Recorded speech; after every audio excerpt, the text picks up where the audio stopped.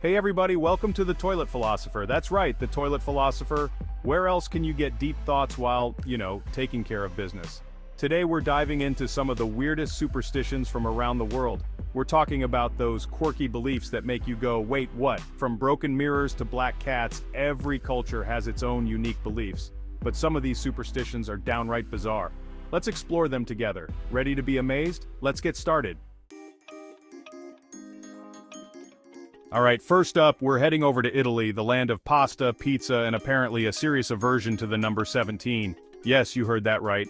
While most of us might think of Italy and immediately picture delicious food, stunning architecture, and rich history, there's a quirky side to their culture that many might not be aware of. Can you believe it? These guys have amazing food, beautiful scenery, and they're scared of the number 17. It's not just a mild discomfort either, it's a full-blown superstition. The number 17 is considered so unlucky that some hotels and buildings in Italy skip the 17th floor entirely, just like how some places in the US avoid the 13th floor.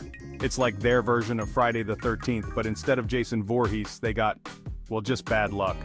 The fear of 17 is so ingrained that it even affects daily life. For instance, some Italians avoid making important decisions or starting new ventures on the 17th of any month. It's fascinating how deeply this superstition runs. Imagine being afraid to celebrate your 17th birthday. For many teenagers, turning 17 is a milestone, a step closer to adulthood. But in Italy, it can be a source of anxiety. Parents might downplay the celebration, and friends might avoid making a big deal out of it. No fancy cars, no big parties, no extravagant gifts. It's almost like the year doesn't exist. Instead of the usual fanfare, the 17th birthday might be marked with a low-key gathering, if at all. Just a quiet dinner at home with a glass of water because who knows what might happen if you have soda, right? The fear of 17 can even extend to everyday activities. Some people might avoid traveling, signing contracts, or even making significant purchases on the 17th, but hey, maybe there's a reason they're so superstitious. After all, superstitions often have roots in historical events or cultural beliefs. In Italy, the number 17 is associated with bad luck because of its Roman numeral representation, Dorintine. When rearranged, it spells Vixi, which translates to I have lived, implying death.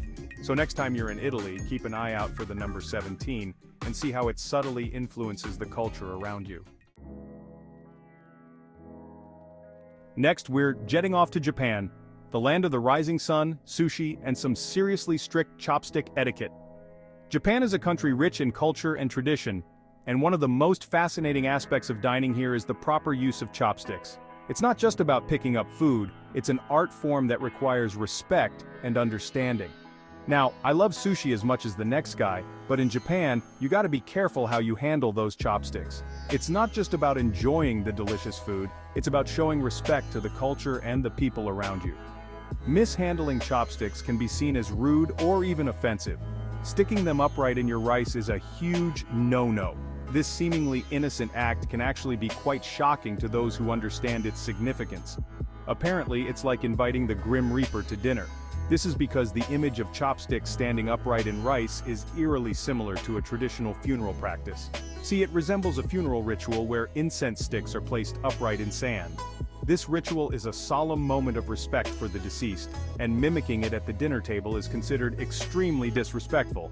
So, doing it at the dinner table is like saying, hey, death, come join us for some sashimi. It's a mistake that can easily ruin the mood of an otherwise pleasant meal. So, remember folks, when in Japan, lay those chopsticks down flat.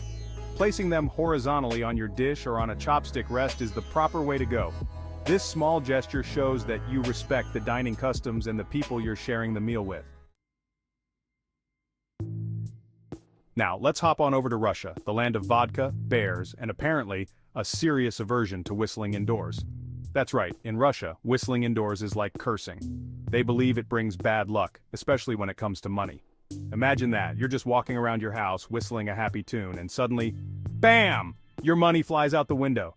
I guess that's why they call it Whistling Dixie, because your cash is gone, gone, gone. So, if you ever find yourself in Russia, keep those lips sealed. Unless you're a professional whistler, in which case you're probably already cursed. Chewing on death in Turkey. Alright, buckle up because we're heading to Turkey, where chewing gum at night turns into a horror movie.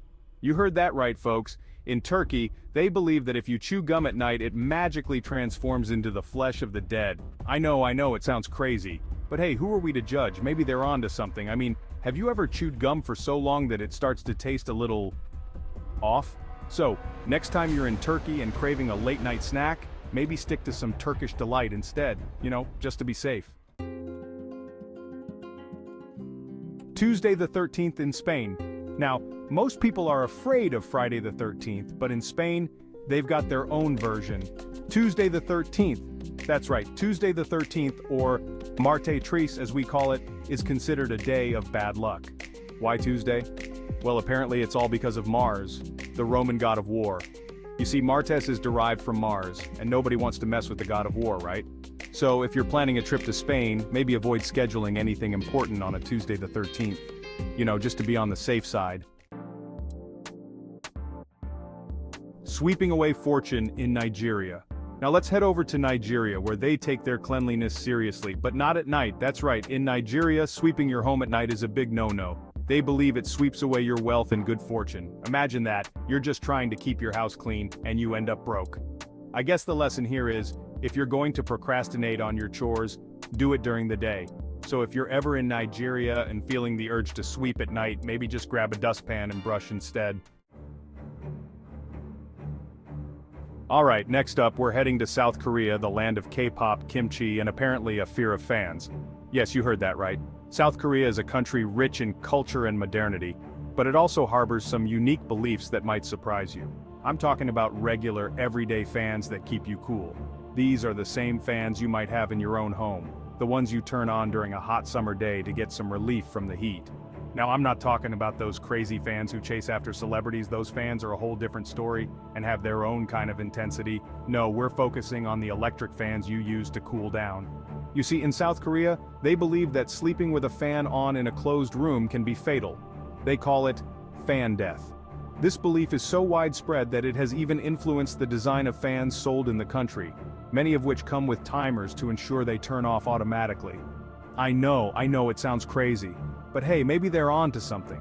After all, every culture has its own set of superstitions and beliefs that might seem odd to outsiders.